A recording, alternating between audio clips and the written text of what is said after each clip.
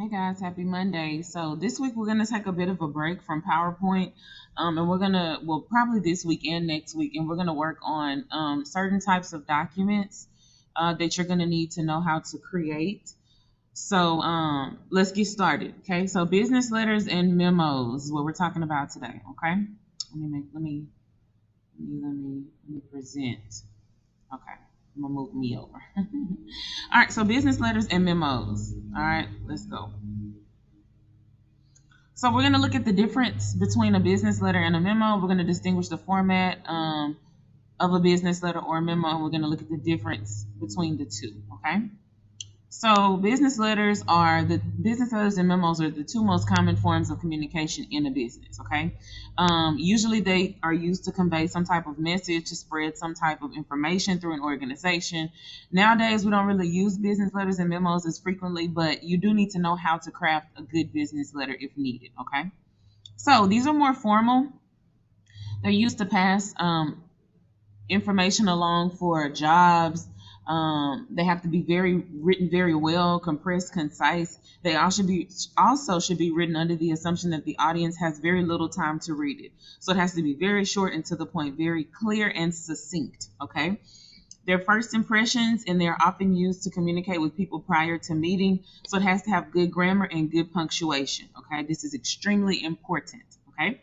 Punctuation, you all know what that is. I'm not going to go deep into that, but anything like putting a comma or a period or a colon or a semicolon, okay? Those things are important, and a lot of times you guys kind of miss that, and you're in high school, so we need to make sure that we know how to write letters properly.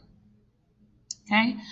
Usually you'll have a memo or business letter that has something connected to it that's attached to it, stapled. They also have actual attachments on letters if they are going to be virtual or electronic. Okay. So business letter organization, this is how it goes: a heading, a date, an inside address, a salutation, the body, the closing, the author's name, the author's title, your initials, and then an enclosure notification if you have one, and then your copy notification. Okay. A lot of this stuff is in emails also. So look, here's the heading. Here's the address, the date, the other address. So this is where it's going to. This is where it's coming from. Backwards. This is where it's coming from. This is where it's going to. This is who it's going to. And then here's the information, the salutation, and then all of your little information at the end with your name and title and all that good stuff. Okay. So here's an example of what this looks like. You could see a business letter would have just regular information at the top, which is this one, or you can have a oh my gosh, why do I not know what this is called?